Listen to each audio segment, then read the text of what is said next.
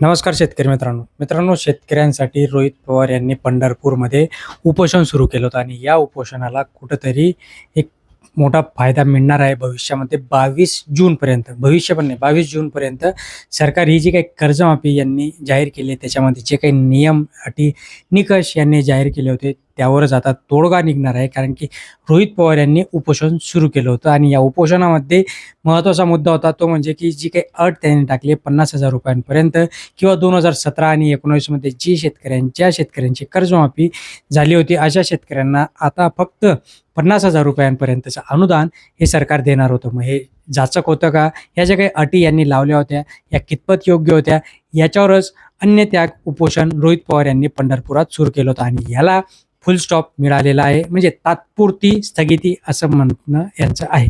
म्हणजेच काय तर उपोषण थांबलेलं आहे. गिरीश महाजन तिथे गेले आणि गिरीश महाजनांच्या हस्ते हे उपोषण स्थगित करण्यात आलं. आता उपोषणामध्ये काही नियम अटी यांनी सांगितलं की भविष्यामध्ये म्हणजेच 22 जून नंतर जे काही पावसाळी अधिवेशन आहे त्यापूर्वी शेतकऱ्यांना नवीन जी.आर. शासन काढेल आणि त्या अनुषंगाने इथे नवनवीन गोष्टी होतील ज्या की शेतकऱ्यांच्या हिताच्या असतील आणि शेतकऱ्यांना याचा फायदा होईल. काय म्हटले रोहित पवार नक्कीच पुढे बघा. चॅनलला सबस्क्राईब करून ठेवा, लाईक करा, शेअर करा मित्रांनो. कर्जमाफी जाहीर झाली त्या सरकारचं आम्ही अभिनंदनच करतो. आकडा 36-37 हजार जो आहे कोटी तोही योग्यच आहे.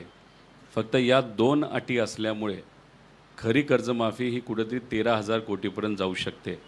त्यामुळे या 2 अटी काढल्या तर 37 हजार कोटी रुपये जे सरकारली मान्य केलेलं आहे की द्यायचं आहे त्याच्यामध्ये आपल्या सर्व शेतकऱ्यांना न्याय मिळू शकतो अशी आमची भूमिका आहे. मला फक्त सगळ्या शेतकरी बांधवांना एवढंच विचारायचं आहे खरं, कारण का तुम्ही आणि माझे सगळे माझ्याबरोबर बसलेले जे सर्व इथे असणारे आंदोलन करणारे 26-27 जण आहेत की बघा, हे आंदोलन कुठे राजकीय नव्हतं. इथं आपण शेतकऱ्यासाठी बसलो होतो आणि शेवटी निर्णय हा सरकारकडे असतो. मुख्यमंत्री साहेबांशी आत्ता पण बोलणं झालं, काल कृषी मंत्री साहेब 2दा बोलले, महाजन साहेब सकाळी बोलले, आत्ता आपल्यासमोर तुमच्या माझ्यासमोर मुख्यमंत्री साहेबांचं बोलणं झालं आहे. राजकीय दृष्टिकोनातून याला अजून ओढायचं असेल तर कदाचित काही राजकीय विश्लेषक आम्हाला सांगतील की चला अजून ओढा, पण मला असं वाटतं की याच्यात जर फाटलं तर शेतकऱ्याचं नुकसान होईल.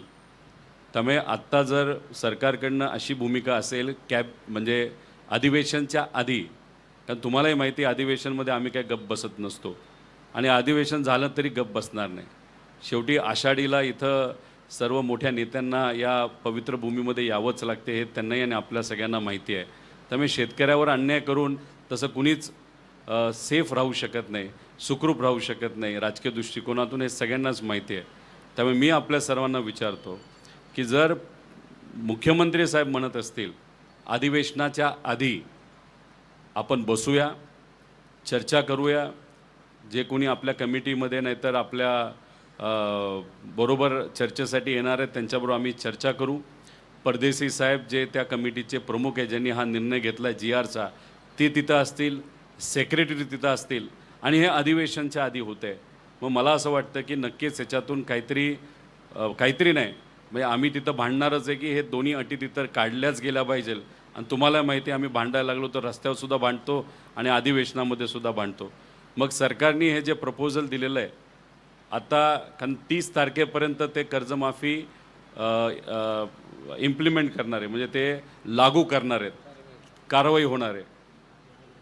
त्यामुळे 30 जूनपर्यंत ते लागूच करणार असतील, त्याच्या आधी ही बैठक होईल. त्यामुळे हे जे काही बदल आहेत आपलं 30 जूनच्या आधी तिथं आपल्याला बदल करता येतील आणि 22च्या आधीच आपली बैठक होणार आहे. त्यामुळे सरकारला आग्रह करतो की काही झालं तरी तुम्ही आमच्या मागण्या मान्य कराच. तर अशा पद्धतीने रोहित पवार म्हटले की त्यांनी सांगितलं की आम्ही रस्त्यावर देखील उतरू आणि रस्त्यावर उतरल्यानंतर जर तुमची हालत आम्ही खराब केल्याशिवाय राहणार नाही. कारण की शेतकरी रुसला, शेतकरी जर नाराज झाला, कारण की आता खरीप हंगाम हा सुरू झालेला आहे. शेतकऱ्यांना पीक कर्ज असो, इतर गोष्टी असो, शेतकऱ्यांना मागचीच कर्ज नील झाले नाही तर आता मिळणार कुठून पुढचं कर्ज, हा सगळ्यात महत्त्वाचा विषय होता मित्रांनो. तुम्हाला काय वाटतं नक्कीच कमेंट बॉक्समध्ये कळवा. धन्यवाद.